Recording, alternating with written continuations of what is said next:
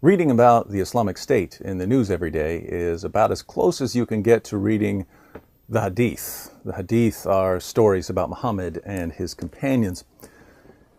You open the Hadith and what do you find? You find beheadings, killing apostates, killing hypocrites, raping women, taking women as sex slaves, mass executions, forced conversions, and so on. You open today's newspaper and what do you find? You find beheadings, killing apostates, killing hypocrites, raping women, taking women as sex slaves, mass executions, forced conversions, and so on. The only difference between the Islamic State and Muhammad's state is one of technology. The Islamic State has modern weapons and social media to make them more effective at doing what their prophet did. And yet our leaders see no connection between the Islamic State and Muhammad.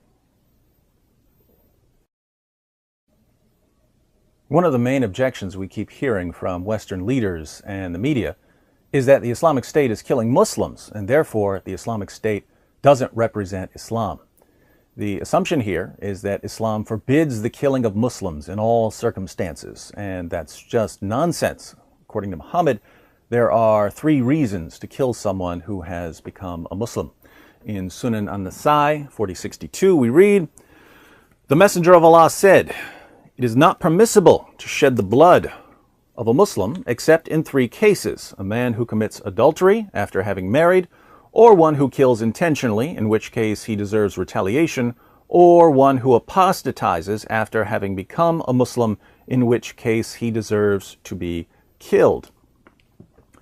So if you become a Muslim and you commit adultery, Muslims are supposed to kill you. If you become a Muslim and you kill one of your fellow Muslims without justification, Muslims are supposed to kill you. And if you become a Muslim and you apostatize, you leave the religion, Muslims are supposed to kill you. Now, we tend to think of apostasy as standing up and declaring, "I renounce Islam. I no longer believe in Muhammad." But Islam has a much, much broader view of apostasy. There are lots of ways to become an apostate in Islam, whether you officially renounce the religion or not. Consider Surah 5, verse 51 of the Quran. "O you who believe, do not take the Jews and the Christians for friends. They are friends of each other. And whoever amongst you takes them for a friend, then surely he is one of them." Notice what this verse says. Don't be friends with Jews and Christians. If you're friends with Jews and Christians, you're not really a Muslim. You're one of them. Why? Because Allah told you not to be friends with them. So if you decide to be friends with Jews and Christians when Allah told you not to do that, you're choosing them over Allah. You're an apostate. And what did Muhammad say was the penalty for apostasy? When Muhammad died, lots of people left Islam in various ways. Some of them completely renounced Islam, but some of them simply refused to pay zakat to the administration of Abu Bakr. What's interesting is that Abu Bakr put all of them in the same category. He labeled all of them apostates. Let's read a passage on this. Sahih al-Bukhari, 7284.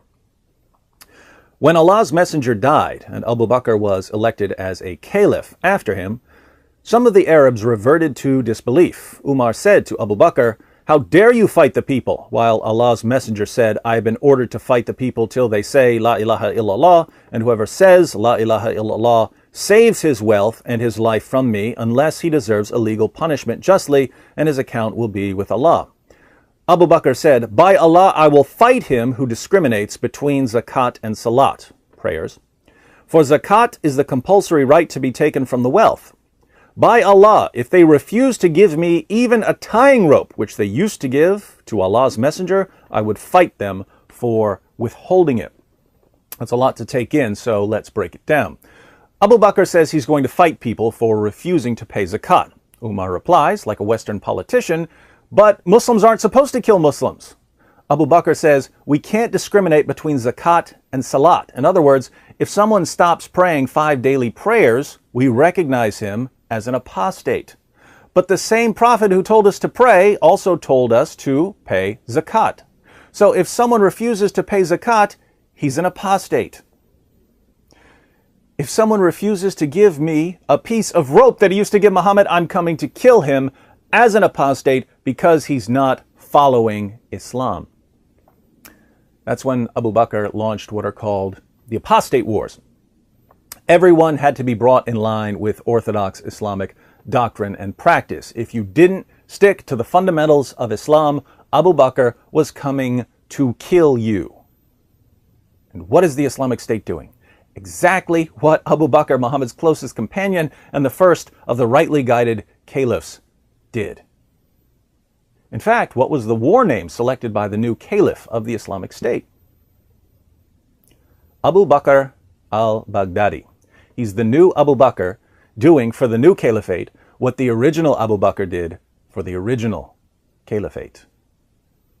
So when Western politicians and the media say that the Islamic State is going against Islam, they're saying that Abu Bakr and Muhammad's closest companions went against Islam. And no one who understands Islam would ever say that, because Muhammad himself declared that the greatest generation of Muslims was the first generation. People are shocked by all of the killing being carried out by ISIS, but they don't realize how essential this is. According to Muhammad, Islam would spread until it dominated the entire world. If you're a Muslim and you're looking around at the world, something is very, very wrong. Non-Muslim nations have the strongest economies. Non-Muslim nations have the strongest militaries. Muslims are fleeing Islamic countries as fast as they can get visas. The world isn't supposed to be like this. Islam should be dominant in every way. So as a Muslim, you have to ask yourself, why isn't Islam controlling the world right now? You can't blame Allah, he can't fail. And you can't blame the unbelievers because they can't stop the army of Allah. The only real explanation you can come up with as a Muslim is that Muslims aren't dominating the world because Allah isn't helping them, and that if Allah isn't helping them, it's because Muslims are being disobedient.